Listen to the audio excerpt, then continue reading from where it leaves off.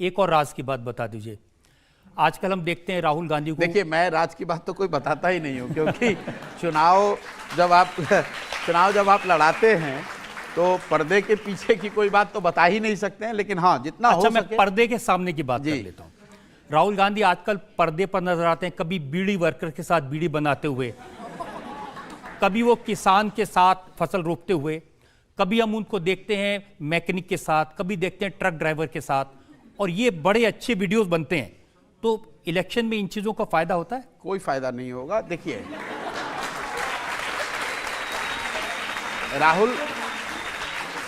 राहुल गांधी को इसका फायदा इसलिए नहीं होगा, कोई भी चीज एब्सोल्यूट ब्लैक एंड व्हाइट नहीं होती है। राहुल गांधी को इसका फायदा इसलिए नहीं होगा कि अगर आप 60 वर्ष आपकी और आपकी फैमिली, आपकी पार्टी रूलिंग पार्टी रहने के बाद आज जाकर आप बता रहे हैं कि धान की रोपनी कैसे होती है या चांदनी चौक में बुलेट रिपेयर कैसे होता है, तो इट जस्ट सोच कि अभी तक जनता ने आपको सही वजह से इलेक्ट नहीं किया, क्योंकि आपको पता ही नहीं यार कि ये तो सामान्य बच्चे रोज ही जानते हैं यार कि रोपनी कैसे होती है।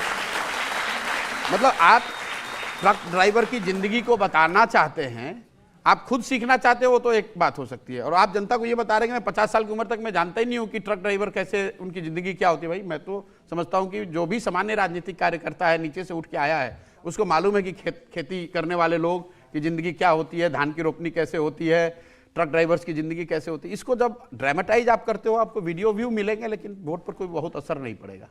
जनता में से एक सवाल ले सकते हैं हम लोग इस समय?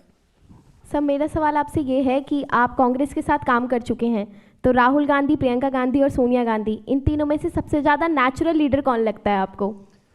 देखिए, कांग्रेस के साथ मैंने बहुत काम नहीं किया है। कांग्रेस के पंजाब यूनिट के साथ मैंने काम किया। तीनों के बीच में अगर आप मुझे राजनीतिक एक्यूमेन के तौर पे कहेंगे, I would still rate Sonia Gandhi much ahead of both son and daughter. 14-15 साल, और ये साधारण बात नहीं है, इटली से आकर इस देश की राजनीति को समझना और उसमें अपने लिए जगह बना पाना, even if we account for कि भी वो उनकी एक पेडिग्री है, गांधी फैमिली से आती है, वो सब एडवांटेज है, लेकिन उसी फैमिली से मेनका जी भी रही हैं।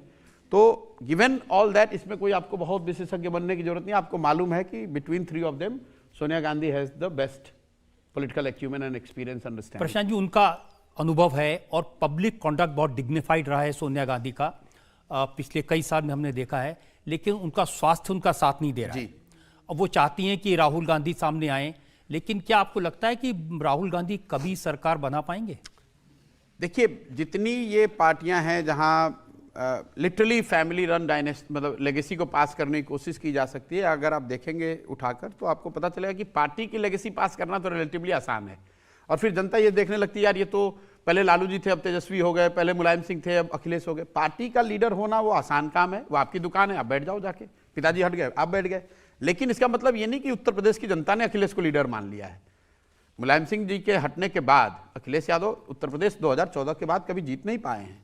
Same thing with Tejashwi Yadav. जो लालू जी का करिश्मा कभी किसी जमाने में रहा होगा, पूरा का पूरा बिहार 54 में 51 MP जीते हुए थे, वो तेजस्वी यादव का करिश्मा नहीं हो सकता है। तो राहुल गांधी हो या कोई दूसरे बड़े लीडर के जो लड़के हैं, उनको मतलब पार्टी का लीडरशिप मिल जाना वो आसान बात है। और कई बार हम लोग को लगता है यार ये तो बहुत अच्छा है, इनके लड़के हैं, इनसे तो हम कम्पीट ही नहीं कर सकते। ऐसी बात नहीं है। देश या समाज उनको नेता इतनी आसानी से नहीं मानता है, वो तो आपको लड़के जगह लेनी पड़ेगी।